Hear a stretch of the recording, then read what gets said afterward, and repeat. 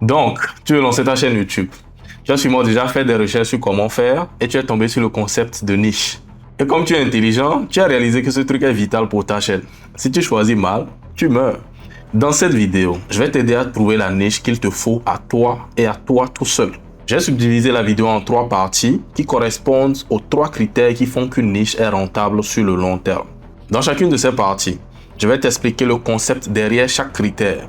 Puis, je vais te faire une démonstration de comment j'ai utilisé ce critère-là pour trouver la niche de la chaîne sur laquelle tu es en train de me regarder en ce moment, pour que tu puisses t'en inspirer et trouver la niche de ta chaîne à toi aussi. On y va. Les 3 critères d'une niche rentable. Avant d'aborder ces 3 critères, il faut qu'on s'entende d'abord sur c'est quoi une niche. Dans le marketing, on dit qu'une niche est un segment de marché spécifique, un groupe restreint de personnes aux besoins uniques. Qu'est-ce que ça veut dire? Ça veut dire qu'une niche, c'est des gens. Ce n'est pas un type de sujet que tu vas discuter sur ta chaîne. L'entrepreneuriat n'est pas une niche. L'immobilier n'est pas une niche. Les relations hommes-femmes ne sont pas une niche. Une niche est un groupe de personnes qui ont tous en commun des besoins ou des problèmes particuliers. Maintenant, c'est bien beau de savoir ça, mais comment tu trouves ça? Pour trouver les idées de niche sur lesquelles je peux me positionner, je vais commencer par lister les idées qui me viennent déjà. Les choses que je sais faire, les choses sur lesquelles les gens me demandent souvent conseil, les choses que j'aime, les choses sur lesquelles j'ai déjà eu des résultats par le passé. Donc j'ai fait cet exercice et j'ai trouvé que YouTube fait partie à la fois des choses qui me passionnent, mais aussi je m'en sors plutôt bien dessus. Je connais un certain nombre de trucs dessus. Je sais faire du SEO local. J'aime les mangas et les animés. Je me vois bien avoir une chaîne YouTube dessus. Je sais conduire des gros bus. C'est une compétence que j'ai apprise et je sais faire ça. On me qualifie souvent que je suis quelqu'un de très organisé. Je sais faire du dropshipping. J'ai déjà eu des résultats dans le dropshipping. Je peux apprendre des choses aux gens dessus. Et ainsi de suite. Donc j'en ai listé tout un tas ici. Mais pour les besoins de la vidéo, je ne vais pas détailler chacun d'eux parce que ça va me pomper la vie. Du coup, je vais juste prendre les 3 ou les 4 premiers que j'ai listés ici et on va travailler dessus. Maintenant, comment est-ce que je peux partir de ça pour associer à ça un groupe de personnes qui ont des besoins ou des problèmes particuliers et que je peux aider avec ces compétences-là ou avec ce que je peux dire sur ma chaîne YouTube. On va faire ça de cette façon. Avant de continuer la vidéo, j'aimerais te faire savoir que les ressources que je suis en train d'utiliser actuellement sont disponibles dans la description de la vidéo gratuitement. Donc tu peux y accéder, les télécharger pour pouvoir suivre ce tutoriel et l'appliquer pour toi-même. C'est gratuit, tu peux le télécharger maintenant. Après avoir analysé chacune des idées que j'ai listées, je suis arrivé à ces valeurs ajoutées là. Sur YouTube, je pense que je peux aider les gens à gagner de l'argent en utilisant YouTube comme levier. Je pense que YouTube est un outil marketing très puissant pour faire de l'argent en ligne et c'est quelque chose qui me passionne depuis quand je vois des gens faire de l'argent avec ce truc. Je veux moi-même faire ça et apprendre aux autres comment on fait ça. Pour le SEO local, je sais créer des sites et optimiser des sites web pour atteindre des premières positions dans Google. Les gens pour qui j'ai fait ça ont réussi à augmenter leur nombre de clients juste avec leur site web et leur entreprise a fait plus de chiffre d'affaires, donc plus de bénéfices. En ce qui concerne les mangas et les animés, là, je me vois bien faire une chaîne sur laquelle j'aide des gens à trouver des mangas et des animés intéressants. Ce n'est pas tout le monde qui connaît les moyens ou les techniques pour savoir ou pour trouver des mangas intéressants ou pour trouver des animés intéressants, mais je pense que j'ai suffisamment d'expérience dans le domaine pour apprendre ça aux gens, montrer des mangas intéressants sur lesquels je suis tombé et tout. Donc, ouais, c'est faisable, je trouve ça cool. Et le dernier sur lequel je vais passer en détail, c'est apprendre aux gens à conduire des gros bus comme moi. C'est mon activité principale, c'est ce que je fais dans la vraie vie, on me paye pour ça. Je peux apprendre à d'autres personnes à savoir faire ça et postuler à des offres comme celles auxquelles j'ai postulé, on m'a recruté. Donc c'est un peu ça la logique derrière la valeur ajoutée de chacune de ces idées-là. Maintenant, je vais développer la chose un peu plus profondément. Aider des gens n'est pas suffisant. Il faut que je puisse savoir ma niche maintenant. Là, on va parler de niche. On va parler d'un groupe de personnes spécifiques que je peux aider avec ces compétences-là ou ces passions-là. Donc, si je prends YouTube, je me suis rendu compte que je pouvais aider 3 catégories de personnes distinctes. La première catégorie, ce sont des personnes qui ont des compétences réelles. C'est des gens qui sont, par exemple, des salariés dans un domaine et qui font la chose depuis déjà un moment. C'est des gens qui savent faire des choses, ok? Mais ils monétisent ça qu'à l'échelle locale. C'est des gens qui ne savent pas utiliser Internet comme outil pour rentabiliser plus leurs compétences actuelles. Il suffit juste de créer une chaîne YouTube pour que le boulot que tu fais depuis déjà plusieurs années, tu puisses doubler voire tripler ton salaire juste en enseignant ce boulot-là à d'autres personnes sur Internet. Et des gens ignorent ça. Je pense que je peux aider ce type de personnes-là à faire quelque chose comme ça. Ensuite, la deuxième catégorie de personnes que je peux aider, c'est des gens qui n'ont pas de compétences particulières. Donc, tout ce qui est jeune, lycéen, étudiant qui a fini le campus mais qui ne trouve pas de boulot, stagiaire qui est rentré dans une entreprise et se rend compte que c'est la jungle dans le salariat et qui ne veut pas de ça comme vie. Je peux aider ces gars-là à monétiser YouTube. La troisième catégorie de personnes que je pense que je peux aider, c'est ceux qui ont déjà des entreprises, des auto-entrepreneurs, des entrepreneurs individuels, des coachs, des consultants. Ces gens-là fournissent déjà des services. Je peux les aider avec le marketing. Je peux les aider à utiliser YouTube comme leur outil marketing pour générer plus de clients pour leur business et juste exploser leur chiffre d'affaires. Donc là, ça fait 3 niches particulières que je peux attaquer sur YouTube. J'ai fait la même chose pour les autres. Pour le SEO local, j'ai vu que je pouvais attaquer 2 niches. La première niche, c'est les fournisseurs de services locaux. Je peux les aider en leur proposant des services de création de sites web et d'optimisation de ces sites web-là, comme ce que j'ai déjà fait par le passé, et leur permettre de juste générer plus de chiffre d'affaires. Ou alors, je peux aider d'autres personnes qui essaient de créer, par exemple, des entreprises en ligne, des jeunes comme ceux dont je viens de parler là, à utiliser cette technique-là comme moyen pour gagner de l'argent en ligne. Donc, je peux enseigner à des gens comment utiliser le SEO local pour gagner de l'argent en ligne et atteindre la liberté financière. Pour ce qui est des mangas et des animés, après avoir réfléchi, je me suis rendu compte que je peux aider des gens en général ou des otaku en particulier à trouver des idées de mangas intéressants à lire ou à regarder, des idées d'animés intéressants à regarder. Les dernières sorties, je peux les aider à être au courant de ce qui est sorti récemment, ce qui est, voilà, les pépites dont personne ne parle, des petits trucs comme ça pour juste les aider à plus kiffer les animés en vrai. Et en ce qui concerne ceux qui veulent apprendre à conduire des bus, c'est des gens qui veulent gagner de l'argent. Certains d'entre eux ne savent même pas qu'ils peuvent gagner de l'argent en faisant ça. Donc, je peux attirer des gens qui essaient juste de gagner de l'argent avec une compétence particulière à choisir la compétence de conduite de gros bus comme leur moyen de gagner de l'argent. Et je les aide à passer l'examen et à réussir à l'examen, à obtenir leur diplôme. Donc, voici comment tu arrives à extraire une niche d'une idée, d'une compétence ou d'une de tes passions. Maintenant que tu as compris ça, on peut passer au premier critère qui est la rentabilité. Ici, tu veux savoir s'il y a des gens qui payent pour le besoin que tu essaies de satisfaire ou les problèmes que tu essaies de résoudre. S'il y a des gens qui payent, tu veux savoir jusqu'à combien est-ce qu'ils sont capables de payer pour satisfaire ces besoins-là, pour résoudre ces problèmes-là. Et s'il n'y a pas des gens qui payent pour ça, vaut mieux laisser tomber l'idée parce que tu feras du bénévolat, à moins que tu le fasses purement par passion. Donc, comment est-ce que je fais ça? Si je continue avec les exemples sur lesquels on était, et je prends YouTube, comment est-ce que je réfléchis à ça? Je me demande, déjà, est-ce qu'il y a des gens qui font déjà ce que j'essaie de faire? Est-ce qu'il y a des gens qui aident des personnes qui ont des compétences réelles, mais qui ne savent pas comment les transformer en revenus en utilisant l'Internet, à le faire en utilisant YouTube? Est-ce qu'il y a des gens qui aident des gens sans compétences particulières à gagner de l'argent en utilisant YouTube? Et est-ce qu'il y a des gens qui aident des auto-entrepreneurs ou bien des gens comme des consultants, des coachs à augmenter leurs revenus en utilisant YouTube? J'ai fait des recherches sur ça. J'ai passé des heures et des heures à chercher ça. Et j'en ai trouvé un certain nombre. J'ai trouvé une dame qui s'appelle Sonny Lenarduzzi. Elle a fait 30 millions en aidant des gens à transformer leurs compétences en revenus en utilisant YouTube. Un autre qui s'appelle Ed Lawrence. 4 millions de dollars en 2 ans. Un troisième qui s'appelle Ali Abdal. Il fait un peu dans ça. Et dernièrement, la vidéo qu'il a faite, il parlait de ses revenus. Ça s'élevait dans les environs de 100 000 dollars par mois. Donc, il y a des gens qui font sérieusement de l'argent avec ce truc-là. Deuxième méthode, est-ce qu'il y a des livres sur le sujet? J'ai cherché sur Amazon et j'ai demandé à ChatGPT de me montrer s'il y a des livres existants. J'en ai trouvé aussi un certain nombre. J'ai gardé ça en tête. Après avoir trouvé qu'il y avait des gens qui font déjà ça et font de l'argent avec ça, je me suis demandé comment est-ce que ces gens font de l'argent avec ça. J'ai trouvé un qui avait des livres sur le sujet. Des gens écrivent des livres pour résoudre ces problèmes-là. J'ai trouvé qu'il y avait des ventes de formation sur le sujet. Il y avait des ventes de produits comme des e-books, des templates, des organisateurs et j'en passe. J'ai trouvé qu'il y avait du coaching. J'ai trouvé que des gens faisaient des conférences. J'ai trouvé que ces gens-là faisaient de l'affiliation sur certains produits qu'ils utilisent dans leur processus de travail. Et en plus de ça, YouTube les paye quand ils font des vues sur leurs vidéos. Toutes ces recherches-là m'ont donné des métriques claires en ce qui concerne la rentabilité de ces niches-là. J'ai fait la même chose pour le SEO local et les mangas. Pour le SEO, la première niche où j'aide des fournisseurs de services à augmenter leurs revenus en utilisant des sites web optimisés. Le principal moyen de gagner de l'argent avec, c'est fournir des services. Donc, je crée des sites web et je les optimise pour ces gens-là avec qui je veux travailler.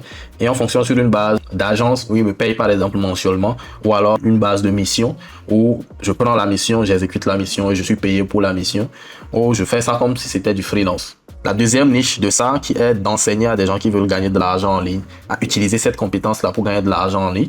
Pour cette niche-là, j'ai vu plus de résultats. Des gens qui apprennent cette compétence à d'autres personnes et ils vendent des formations sur ça. Ils vendent des livres sur ça qui vont dans les ranges de 100 à des formations qui peuvent aller jusqu'à $5,000, surtout aux États-Unis que j'ai vu ça.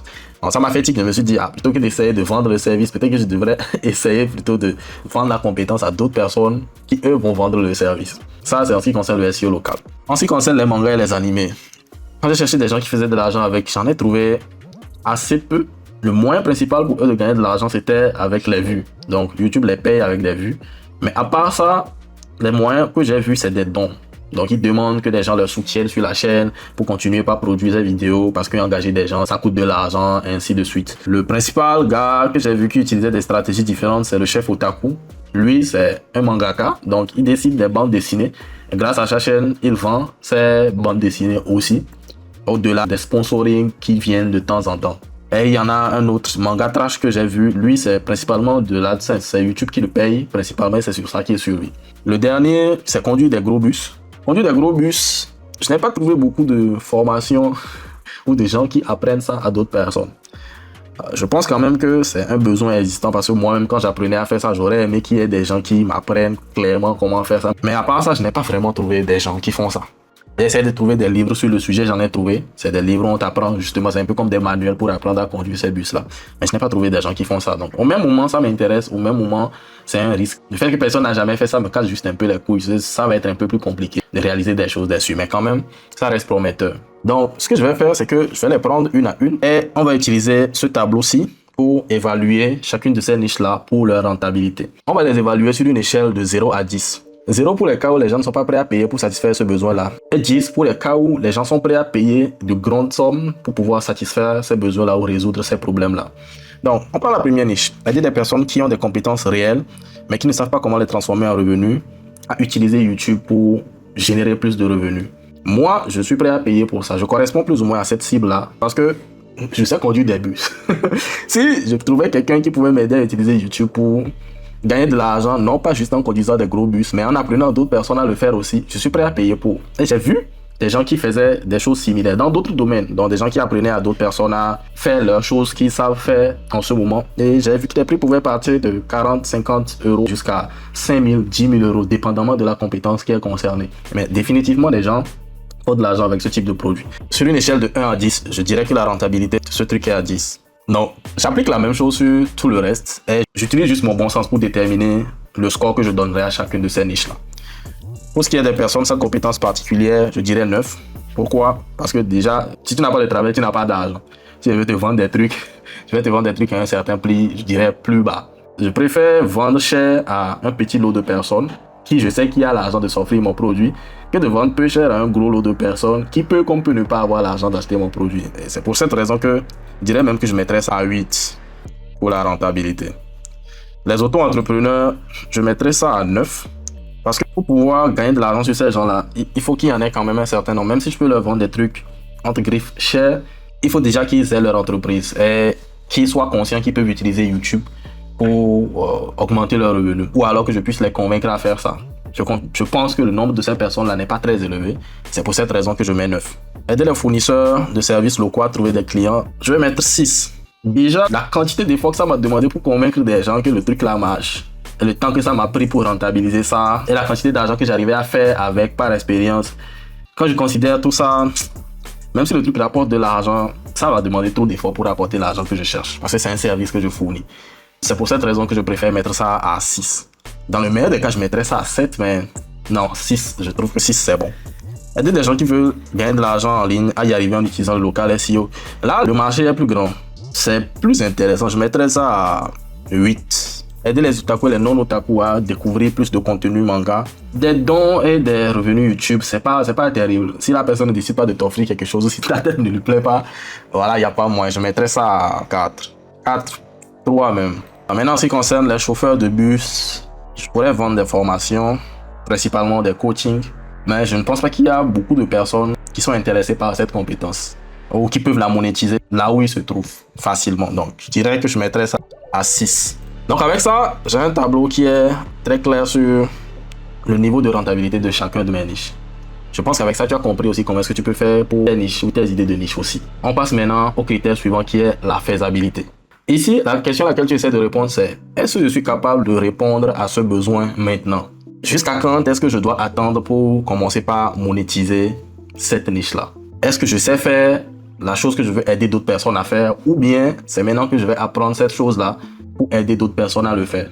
C'est plus simple quand je te montre. Donc, on continue avec l'exemple. Si je prends la première niche, aider des gens qui ont déjà des compétences. Est-ce que je peux faire ça? Oui et non. Oui, parce que théoriquement, je sais comment YouTube fonctionne et je suis en train d'appliquer ça sur ma propre chaîne. Donc, au moment où je suis en train de publier cette vidéo, j'aurai quand même bâti un certain niveau de crédibilité. Et quelqu'un qui va regarder cette vidéo plus tard, je serai à un autre niveau de crédibilité. Donc, je sais ce que je suis venu faire et je le prouve à travers ma propre chaîne. Mais au même moment, je n'ai pas encore suffisamment de preuves pour me positionner comme un expert de la chose ou crier sur tous les toits que je suis le meilleur en stratégie marketing sur YouTube, sur le marché francophone par exemple. C'est ça qui est le nom dans mon oui et mon non. Du coup, en faisabilité, je dirais que je suis à un niveau de 7. Même si je ne continuais pas ma chaîne YouTube maintenant, je pense que je peux aider quelqu'un à créer sa chaîne YouTube et monétiser sa compétence actuellement, au vu des choses que je connais. Donc, c'est pour ça que je mets 7. Je pourrais même mettre 6, mais je pense que ce serait quand même dégrader un peu ce que je pense savoir. Je vais mettre 7 parce que je trouve que c'est correct. Maintenant, pour ce qui est de la deuxième niche, aider les auto-entrepreneurs, propriétaires de petites entreprises. J'ai déjà fait ça en utilisant aussi le local SEO pour la clinique dentaire et la clinique ophtalmologique avec laquelle j'ai travaillé. Donc, j'ai une idée plus ou moins claire de comment faire ça et j'ai quelques preuves, mais pas beaucoup. Pour cette raison, je mettrai aussi 7. J'ai besoin d'en apprendre plus pour me positionner comme un véritable expert. Maintenant, aider des gens qui n'ont pas de compétences particulières à monétiser YouTube, je dirais que c'est un peu plus compliqué parce qu'il y a plusieurs façons de monétiser YouTube. La façon dans laquelle je me spécialise, c'est utiliser YouTube comme un levier. J'ai moi-même besoin de prouver que j'y suis arrivé avant d'aider d'autres personnes à y arriver. Donc, je dirais qu'ici, je mettrais 6. Même si je sais comment faire, je préfère être pessimiste dessus. Aider des gens qui veulent gagner de l'argent en ligne à y arriver avec le local SEO. J'ai déjà gagné de l'argent avec, j'ai plein de preuves de ça. Je suis très confiant de pouvoir aider quelqu'un à y arriver les yeux fermés. Donc là, je mettrais un truc comme 10. Le seul truc qui m'a cassé les couilles par rapport à ça, c'est très dépendant du pays dans lequel tu es. Mais à part ça, je sais faire ça. Je sais bien faire ça. Aider les fournisseurs de services à trouver ça aussi. Je peux faire ça très bien aussi. Ensuite, aider ceux qui aspirent à devenir des chauffeurs de bus. Ouais, à passer leurs examens, à les réussir. J'ai réussi mes examens, donc je pense que je peux aider, mais au même moment, la quantité de choses à apprendre pour faire ça est tellement élevée que je me sens confiant à moitié. Je mettrai un 7. Il va falloir que je passe plus de temps à lire, à moi-même m'améliorer encore plus pour transmettre de meilleures informations à la personne. Aider les otaku à mieux se familiariser avec les univers de manga. Ouais, je pense que je peux. Donc je vais lui mettre un 8. Avec ça, je pense que tu as compris comment utiliser le critère de faisabilité pour noter chacune de tes niches. On va passer maintenant au dernier critère qui est le critère de longévité. Pour le critère de longévité, la question c'est: est-ce que tu te vois faire ça longtemps? Est-ce que tu te vois passer encore du temps à essayer de t'améliorer à cette chose pour pouvoir mieux l'apprendre à d'autres personnes? Est-ce que tu te vois passer des jours et des nuits, des mois, voire des années à essayer de devenir meilleur dans cette chose pour pouvoir transmettre la meilleure information à d'autres personnes? Est-ce que tu aimes faire ça? Qu'est-ce que tu essaies de faire avec? C'est juste de l'argent pour pouvoir faire autre chose? Ou alors, c'est ta vocation? C'est la chose que tu te vois faire jusqu'à la fin de tes jours ou au moins sur les 5 ou 10 prochaines années. Tu essaies de déterminer quel est ton lien avec cette niche et pendant combien de temps tu penses que tu peux tenir dedans. Si tu penses que tu peux faire ça à vie, c'est 10. Si tu penses que tu es juste venu pour faire de l'argent avec et si ça te casse un peu trop les couilles, tu vas te barrer, c'est 1. Donc, utilise ton bon sens et décide. Sincèrement, gagner de l'argent en utilisant YouTube comme levier, pour moi, je pense que c'est ma vocation de vie. C'est de l'entrepreneuriat en ligne dans un domaine qui me plaît énormément et je me suis découvert une forte passion pour le marketing qui fait que chaque minute de libre que je trouve, j'essaie d'en apprendre plus. Personne ne me force, mais je veux en savoir plus pour moi-même et aussi pour en apprendre aux autres. Donc, pour la longévité de ce truc, je dirais que je suis à 10. Et pour tous les autres aspects, je suis prêt à passer ma vie à apprendre comment le truc là se fait pour l'apprendre à d'autres personnes. Je me vois bien dans ça et je me vois bien être reconnu comme un expert dans ça. Ensuite, aider les gens qui veulent gagner de l'argent avec le SEO à y arriver. Ça, vu que c'est apprendre à d'autres personnes à faire la chose, ouais, je pense que je peux faire ça. Mais au même moment, je ne suis pas à l'aise avec cette idée-là, vu que je ne fais plus ça activement maintenant. Le fait de me dire que je vais devoir aller chercher encore des informations dessus pour être à jour, les nouvelles techniques, les nouvelles choses à faire, et retourner dans le domaine carrément, surtout avec le niveau de rentabilité que je vois pour la chose. J'aurais pu faire ça il y a de cela quelques années, mais maintenant, je suis en train de chercher quelque chose sur lequel je peux être à vie, ou au moins sur 5-10 ans. Ça ne correspond pas à ce que je veux, donc je mettrai un truc comme 5. Je peux faire de l'argent avec, mais Ça va, je ne me vois pas faire ça trop longtemps. Actuellement même, voilà. Aider les fournisseurs de services à trouver des clients grâce au SEO. Je vais mettre 5 pour ça. Je ne me vois pas encore passer du temps à essayer de réapprendre cette compétence-là. J'ai laissé ça il y a de cela quelques années. Je suis plus intéressé par autre chose en ce moment. Aider ceux qui aspirent à devenir des chauffeurs de gros bus, à réussir des examens. Je ne suis pas particulièrement passionné par la chose. C'est ce qui me permet de gagner ma vie en ce moment, mais je ne me vois pas déjà faire ce boulot sur du long terme. Donc si je dois faire ça, ce sera juste principalement pour gagner de l'argent. Mais j'ai d'autres meilleures idées pour gagner de l'argent. Donc ce qui fait que ça là en longévité, je mettais un truc comme 2. Ça ne m'intéresse pas plus que ça. Et aider les otaku, les non-otaku à se familiariser. Si je n'ai pas besoin d'argent, je ferais ça. Je me ferais un plaisir de passer mon temps à faire des vidéos sur un truc pareil. Mais j'ai une vie à mener, j'ai une femme à nourrir, potentiellement des enfants à nourrir bientôt, des aspirations dans la vie qui font que, considérant même la rentabilité de ce truc-là, même si je suis capable de le faire longtemps, d'un seul coup, ça ne me donne plus trop envie. Si je commence pas à faire ça, je ne pense pas que je vais tenir longtemps. Dès que je vais me rendre compte que je ne fais pas suffisamment d'argent avec, je vais laisser tomber. Donc je pense que ça, c'est du 1, ça. Avec ça, je pense que tu auras compris comment utiliser la longévité pour placer chacune des niches auxquelles tu as pensé. Et maintenant, on va passer au verdict final. Mais avant de continuer, je vais te parler d'un truc. J'ai mis dans la description de cette vidéo un PDF dans laquelle j'ai listé des idées de vidéos virales que tu peux utiliser pour ta chaîne YouTube, que tu te sois déjà lancé ou que tu veux y commencer. Ces idées vont t'aider à produire des vidéos qui ont un potentiel de vue plus élevé que des idées de vidéos classiques auxquelles tu parviendras tout seul. Donc si tu as d'intérêt, je te conseille de cliquer sur le lien dans la description et de le télécharger. On continue. Maintenant que tu as évalué ces 3 critères, comment est-ce que tu choisis?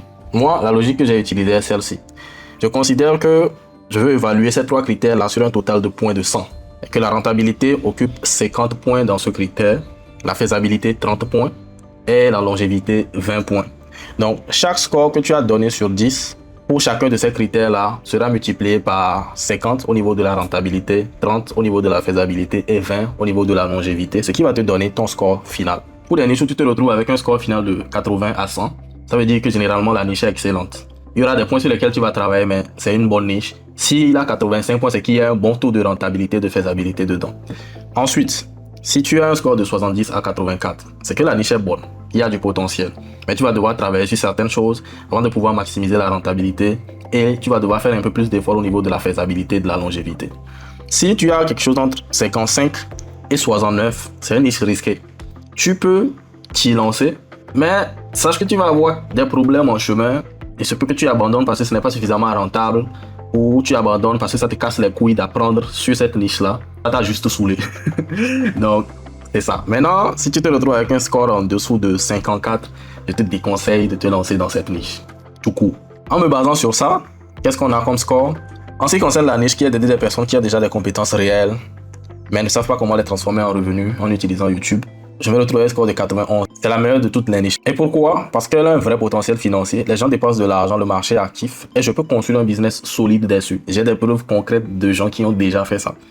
Je suis déjà capable de créer de la valeur dans cette niche et j'ai des compétences et des preuves ou l'expérience nécessaire. J'ai une partie de ça et je vais en avoir un peu plus aussi dans le futur. Je peux monétiser rapidement, plus que la moyenne, définitivement en vendant des produits ou des services. Même si je ne suis pas encore complètement pro dessus, il y a des aspects que je maîtrise sur lesquels je peux déjà commencer par monétiser. Et le point de longévité, c'est 10. Je vis dedans, en quelque sorte. Ensuite, pour la deuxième niche, celui d'aider les auto-entrepreneurs aussi à augmenter leur rentabilité en utilisant YouTube. 86. C'est au-delà de 85. C'est mes 2 meilleures niches. Aider les gens à gagner de l'argent en utilisant le local SEO, je suis à 80. Mais pour une longévité de 5, même si la niche est bonne, ça va. Et ça n'est pas juste pour l'argent que j'essaie de faire ça, donc ça va. Aider des personnes sans compétences particulières monétisables actuellement à utiliser YouTube pour gagner leur vie, à atteindre leur liberté financière, je suis à 78. Et mon plus gros problème ici, c'est la faisabilité. Mais ça va venir avec le temps. Quand je vais monétiser ma chaîne YouTube, là, je saurai comment apprendre à d'autres personnes qui ne savent rien faire à apprendre à faire quelque chose et l'utiliser pour gagner de l'argent en ligne. Donc, si mon critère de faisabilité passe à 8, d'un seul coup, je me retrouve à 84. Et si je passe à 9, d'un seul coup, je me retrouve à 87. Donc, j'aime bien. Je pense que je peux augmenter la faisabilité de ça dans le temps. Je vais mettre ça à 6. Ensuite, aider les fournisseurs de services à utiliser le SEO pour gagner plus de clients. Encore une fois, lorsque je vois tout ça, la rentabilité et la longévité, même si le score est bon, personnellement, je ne suis pas trop chaud. Justement, pour les niveaux où le score sur 10 que tu donnes au critère est en dessous de 5, j'ai mis une alerte pour t'informer que ici, par exemple, la longévité est sur 5. Je t'ai dit, cette niche risque de vous épuiser. Même si elle est rentable ou faisable, vous ne resterez pas longtemps dessus. Vous risquez de perdre la motivation avant d'obtenir des résultats. Et c'est vrai. Vous pouvez toujours commencer, mais il faudra trouver un angle ou une sous-niche que vous aimez vraiment pour tenir dans la durée. Si tu fais le truc juste pour l'argent, ça va te casser les couilles à un moment donné. Et la seule chose qui, moi, je pense qui permet de tenir malgré tout ça, c'est que soit tu as une motivation en béton pour laquelle tu as besoin de faire cet argent, coûte que coûte, soit tu aimes le truc. Mais si tu n'as ni l'un ni l'autre, aider ceux qui aspirent à devenir des chauffeurs de bus à passer les examens, là j'ai un score fragile, 55. Point de rentabilité, j'en ai déjà parlé, et longévité, je fais ça pour l'argent en ce moment. Et vu que je compte quitter, ce n'est pas la meilleure niche dans laquelle je peux me lancer maintenant. Maintenant, en ce qui concerne la dernière niche qui est d'aider des otaku et les non-otaku à trouver des animés intéressants, j'ai des alertes au niveau de la rentabilité, de la longévité. Principalement, c'est la rentabilité qui m'inquiète ici. Je ne peux pas compter sur des dons pour vivre. Je ne peux pas compter sur de la publicité, les revenus AdSense de YouTube pour vivre. Les objectifs de ma vie font que je ne peux pas compter sur des sponsorings pour vivre. Donc, rien que sur cette base-là, je ne peux pas me lancer dans une niche pareille. Avec ça, j'ai une idée très claire et limpide de la niche dans laquelle je devrais me lancer. Moi, j'ai choisi de me lancer dans 3 niches simultanément parce que les 3 se rejoignent sur YouTube. Celle d'aider les personnes qui ont des compétences techniques, d'aider des auto-entrepreneurs et des gens qui n'ont pas de compétences particulières à utiliser YouTube comme levier marketing. C'est comme prendre une entreprise de télécom, mais qui propose des services différents à des entreprises, des services différents à des auto-entrepreneurs et des services différents à des particuliers. C'est un truc comme ça que je fais chez moi. Une fois que tu as fini de déterminer cette niche, il va falloir que tu commences par faire des vidéos. Pour cette raison, je vais te mettre ici une vidéo sur comment trouver des idées de vidéos pour débutants sur YouTube. Ça va te permettre de lancer ta chaîne avec des idées claires qui ont déjà prouvé, qui rapportaient des résultats. Tu peux la regarder maintenant pour commencer ton apprentissage.